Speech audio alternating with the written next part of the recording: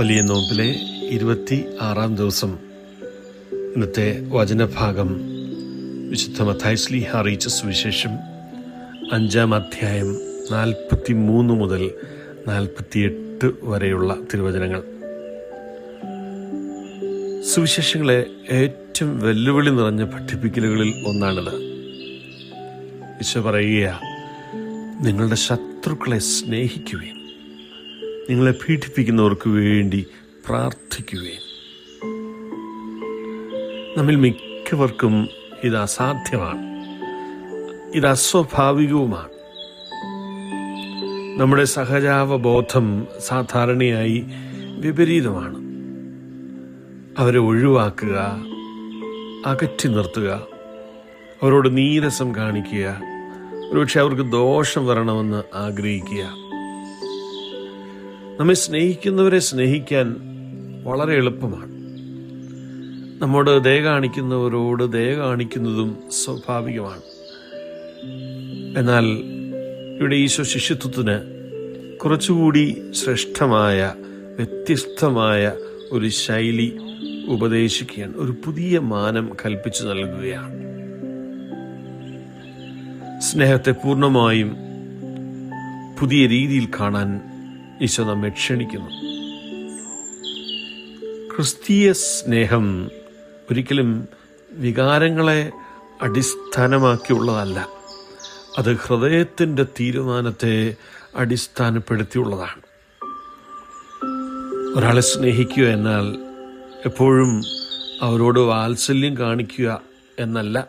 പകരം നമ്മെ വെറുക്കുന്നവരെ വെറുപ്പോടെ കാണാതിരിക്കുക, കൈപ്പേറിയ യാഥാർത്ഥ്യങ്ങൾ നമ്മുടെ ഹൃദയങ്ങളെ നിയന്ത്രിക്കാൻ അനുവദിക്കാതിരിക്കുക എന്നിവയൊക്കെയാണ് ഇതിൻ്റെ അർത്ഥം. സ്വർഗസ്ഥനായ പിതാവിൻ്റെ മാതൃക ഈശോ ഇവിടെ ചൂണ്ടിക്കാണിച്ചു തരുന്നു.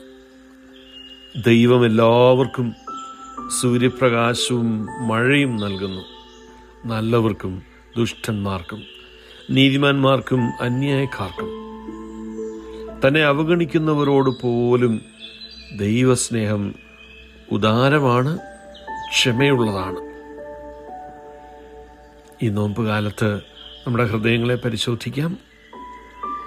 നാം മനഃപൂർവ്വം ഒഴിവാക്കുന്ന, നീരസമുള്ള, ഇഷ്ടമില്ലാത്ത വ്യക്തികൾ നമ്മുടെ ജീവിതത്തിൽ ഉണ്ടാവും.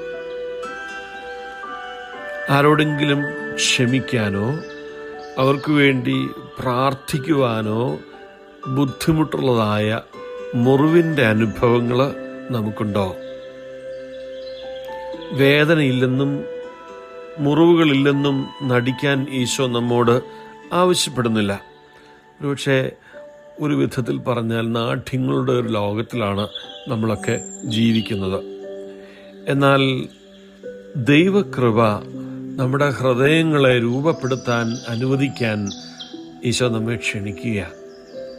അങ്ങനെ നീരസം നമ്മിൽ വേരൂന്നാതിരിക്കാൻ ഈശോ നമ്മെ ക്ഷണിക്കുന്നു. ചെറുതെങ്കിലും ശക്തമായ ഒരു ചുവടുവയ്പ് നടത്താൻ കർത്താവ് നമ്മെ ക്ഷണിക്കുക. നാം ഒരാളെ ദൈവത്തിരുമുൻപാകെ ബലിവേദിയിൽ സമർപ്പിക്കുമ്പോൾ നീരസം മയപ്പെടാൻ തുടങ്ങുന്നു എന്ന് അറിയുക. ഈ സുവിശേഷം അവസാനിക്കുന്നത് ശക്തമായ ഒരു ആഹ്വാനത്തോടുകൂടിയാണ്. നിങ്ങളുടെ സ്വർഗസ്ഥനായ പിതാവ് പരിപൂർണനായിരിക്കുന്നത് പോലെ നിങ്ങളും പരിപൂർണരായിരിക്കുവീൻ. ഈ പരിപൂർണതയുടെ അർത്ഥം കുറ്റമറ്റവരായിരിക്കുക എന്നല്ല, മറിച്ച് നമ്മുടെ സ്നേഹം ദൈവസ്നേഹം പോലെ വിശാലവും ആഴമേറിയതുമാകാൻ അനുവദിക്കുക എന്നുള്ളതാണ്. ദൈവം നമ്മുടെ ഹൃദയങ്ങളെ പരിധികൾക്കപ്പുറം സ്നേഹിക്കാൻ പഠിപ്പിക്കുന്ന സമയമാണിത്. നമ്മെ തന്നെ വിട്ടുകൊടുക്കാൻ തയ്യാറെങ്കിൽ അതിരുകളില്ലാത്ത ദൈവസ്നേഹം നമ്മിലൂടെയും പ്രതിഫലിക്കാൻ തുടങ്ങും. ദൈവം നമ്മെ അനുഗ്രഹിക്കട്ടെ.